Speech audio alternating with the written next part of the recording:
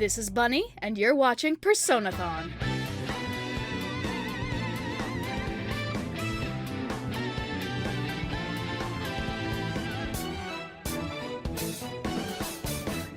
That honestly went better than I expected, don't you think? Oh, this thing's on, right? Welcome back to our second episode of Personathon. That's right, we've taken a look at what kickstarted the franchise and now we're moving on to its follow-up. This is a very interesting case because in the same vein as Persona 1, it's actually a... Oh no. Something wrong, sir? Oh, okay. So just getting this out of the way, the thing about Persona 2 is that there are in fact two distinct games within the entry. So to save on time, I think it's best to review both. Now these two games have honestly interested me for the longest time. They were in fact the last of the games that I chose when going through the Persona series. All I knew was that these two are highly regarded and praised by hardcore Megami Tensei fans. Nevertheless, let's just see what came from Atlus's second step in the franchise. This is Persona 2 Innocent Sin.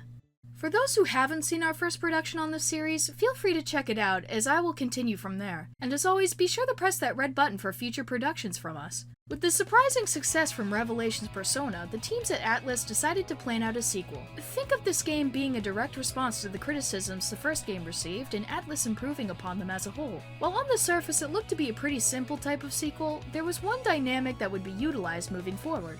That being the power of Kododama. To put it simply, this is a Japanese belief of how words can change the environment of a spiritual or fantasy world. A lot of the staff from the previous entry were back too, like Tadashi Satomi as the writer and Kazuma Kaneko as designer. The game just kind of followed pretty similar story themes like its predecessor, coming to terms to your true self, fighting demons, while also going through the typical life of a high school student. I do want to mention this game's localization though. Apparently the teams were quite iffy on actually releasing this in the West. This was for a handful of reasons, but it all boils down to the overabundance of references to Japanese culture and... Why is he wearing sunglasses? No, okay, I'm done. Nope, I'm out. They surprisingly never released it on the PS1, even if they could localize it. That wasn't the end for Innocent Sin though. Around April 2011, Persona 2 Innocent Sin got a remake on the PSP in Japan. And to everyone's surprise, it was released in the West in May of the same year. Unlike the Persona 1 remake, this one did get some localization changes. Not as drastic as Revelations on PS1, but there were some adjustments. I guess I can mention this as a fun fact for what they added. So, you know how in Persona 1 you only had a remixed soundtrack and not the original? Yeah, apparently you can switch between the new OST and the PS1 version. Guess they took some notes from P1's release, which is quite nice. It all seemed to have gone pretty smoothly in the end. Why don't we take a look at the game itself now? Captain, mind giving me a hand? Oh geez, alright. I have no clue how, but apparently Innocent Sin made me question how the game's world even functions. I had to take actual notes while playing. Just to give you an idea of what this game goes from, you're fighting a terrorist cult, to some guy named Joker, to sending rumors about this cult, to exploring ancient Mayan ruins, to fighting some guy named Fear. What? What did I witness? Oh my god. And I thought Persona 1 was already weird enough. But alright, I'm getting too far ahead of myself. Let's start with a brief introduction. Persona 2 Innocent Sin takes place in Sumaru City. The protagonist, Tatsuya So, and two of his friends, Lisa and Eikichi, decide to play what's called the Joker game. It's a similar dynamic to the Persona game in P1, where you essentially try to summon a being into reality. What's different here is that the game can actually grant you a wish from your dreams. When trying this out, to everyone's surprise, Joker actually appears and steals everyone's hearts out. Wait, wrong one. Okay, so after summoning Joker, he decides to take all the energy from everyone who couldn't tell him his wish, only to later leave and cause destruction in Sumaru. You and your friends decide to catch up with him and arrive at Seven Sisters High. Here, you meet up with two other people, those being Maya, a journalist reporting on these recent events, and... Wait, Yukino? From Persona 1? Yes, actually. If you played Persona 1 prior, there's a few characters and ideas brought in from there over to here. Anyways, the five of them decide to team up and all go after Joker so that he can stop bending reality. It's up to this point where you're introduced to the Masked Circle, a terrorist group who wants to bring fear into the city by spreading rumors that cause absurd things to become real. Have the faces of children melt? Sure.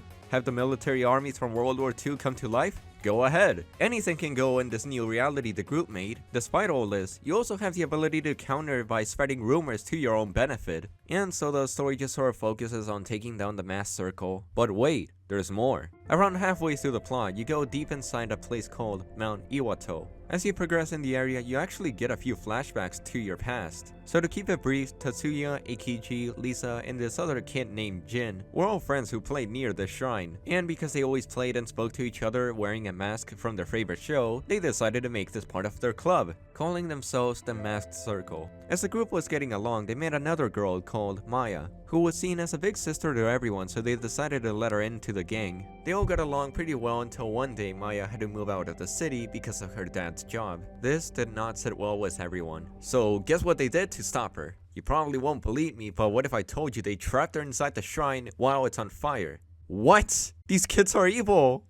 Okay, sorry about that. But that's sort of where the whole flashback ends. But this makes the group realize something. The same Maya that was with them is the same one when they were kids. Not only that, Jin is Joker. He was Joker the whole time. Oh my god, this is some top tier writing here. Just wow, seeing these characters remember what happened only to see Maya live and well was absolutely beautiful. We were shown like a very dark side to our main cast, which is not really normal for a lot of games and media in general. Back to the main plot though, now you had to deal with a bigger threat. You see, Jin's father gave him the power to do whatever he wanted so long as he got this one thing for the Mayan temples. But with Jin realizing everything that's happened, he decides to join us to take him down. We go after them and destroy the armies, but apparently an alien spaceship called Xibalba appears. So now we go over there to finish our final battle with Nyarlathotep. Huh? I thought we killed you in Persona 1. Yeah, for extra context, this is one of the few bosses you beat in Persona 1. Whatever the case is, due to the reality he's caused being so, you know, we only have one choice to get things back to normal. Reset reality and erase all of it like it never happened. This was probably just as emotional, if not even more than the scene at Mount Iwato. In here, you sadly say your goodbyes to your friends and reset the events of the story. We come back to the beginning of the game, but now confident in what we want to do in life. Whatever the case is, that's more or less the story for P2 Innocent Sin. There were quite a few things I skipped out on, like the part where you fight your own shadows, but trust me, this is going on longer than I thought, like Jesus Christ. But anyways, what are my thoughts on this game, you ask? It's amazing. I'd say one of my favorites. It's weird, it's so convoluted, there's a whole lot of things going on, but it somehow always kept me at the edge of my seat. Remember how I said back in my Resonance of Fate production that the story was bizarre yet charming? Well, if you take that and combine it with really strong characters and arcs, you have Persona 2 Innocent Sin. The emotional moments felt genuine and beautiful. There's so many things going on in this narrative, I'm just still shocked at how well it worked. Remember the shadow versions of the characters? I think that's where they really push the motivations of what the characters want in life. We have Eikichi, who's essentially a gang leader, and a lot of his arc is about what it means to be in a position of power like his. Is it to bring fear? Bring justice? Questions that really make you think. I could really go on about what things this game does really well. It's honestly kinda hard to find any negatives on this. Yes, it can be kinda hard to follow, but over time you kinda get used to what's happening. As a whole, Persona 2 Innocent Sin is easily a game I'd recommend for the story alone. Oh geez, we need to talk about this game, right? Alright, so to keep it brief, Eternal Punishment basically plays off the events of Innocent Sin but in this new reality or timeline. However, instead of playing as Tatsuya, you play as Mai. Not only that, the entire cast is made up of adults too. The story is pretty similar to what we just saw but with a few changes. Mai is now investigating the Joker game and coming across abnormal activities because of it, so you decide to team up with, you won't believe me on this but trust me, people from the Persona 1 cast. Yeah, we get to see old faces like Nanjo and Yukino. This is really cool and it just further connects the series as canon. So it's up to Mai, members of the P1 cast, and a few other faces to find the truth behind the Joker game. And that's kind of it. Definitely feels more grounded and has some very interesting characters like Bafu. He's straight up a Taiwanese hacker who was part of the mafia. The story as a whole felt alright at most. Not as crazy as Innocent Sin, but definitely a lot more interesting and deep. Wait, I take it back, the ending is so damn good! So for those who haven't caught up, Persona 2 looks very similar to 1. There's not much that I can say that wasn't said already. I do want to remind everyone that my thoughts come from the PSP versions of Persona 1 and 2. So if some of these improvements weren't on the PS1, my apologies. Anyway, one of the best changes made was to make the dungeon crawling and walking around areas in third person. I didn't really mind how it was in its predecessor, but being able to see your character now makes it a lot easier to see your surroundings. Yes, there's still the whole random encounter issue, and this was is especially a pain in Mount Iwato, but honestly, this is a good step forward. And hey, at least we got more than one character portrait for the main cast. I'd even argue some of the in-game animations feel more expressive. Pre-rendered cutscenes can look a bit off and stiff, but I still really like them. Not much more to be said there. As for music, I listened to both the remix and original tracks as I was recording, and both were good. Really good, actually. If I had to name some of my favorite tracks, it would be Maya and Philemon's theme. In terms of new additions, though, there's the so-called spreading rumors mechanic. As you progress through the game, you'll be able to talk to one of the city's detectives to spread rumors around. To get these rumors, you need to talk to different people called rumor mongerers, who in exchange of giving them intel, they give you something you didn't know.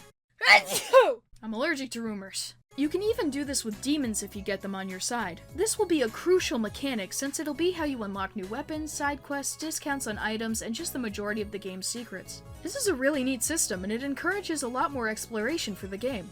Moving on to sales, how did Innocent Sin do? Pretty alright. From what I can gather, the PS1 version sold 275,000 copies in Japan. As for the PSP remake, it got to 110,000. Surprisingly, it became Atlus' best-selling game for the year, which that's nice to hear. Not only that, it also reached second place in the sales chart during its first week. The West version of this game actually sold pretty well, selling up to second place on the system's sale charts for that week. So good on you, Atlus, for giving this game a second chance. Now on to Eternal Punishment. It sold around 200,000 units in Japan by the end of the release year, and for the West, well, there wasn't really anything I could find about it. At most, I just found out that the PSP port that was released only in Japan sold 57,000 units. In terms of reception though, both games have received massive praise from fans and critics. Heck, a lot of older Megaten fans consider this duology as one of the best entries in the Persona series. It's that good. Very interesting stuff.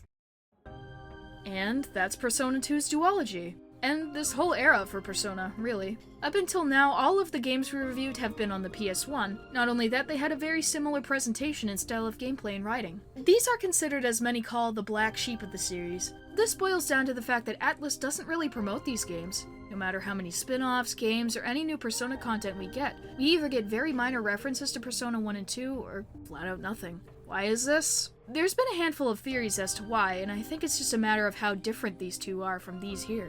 Persona 1 and 2 have aged really poorly as of late with newer players. Think of this from someone who just played Persona 5. You finished it and you want to see where it started. And you're greeted to this.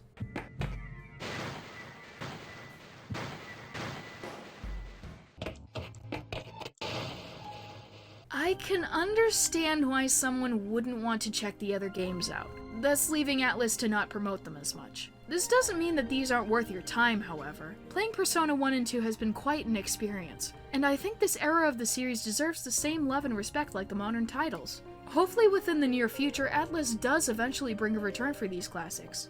Tune in next time where we finally check out the modern era of this series. This is Bunny. And Captain. From Mintjoy Pictures.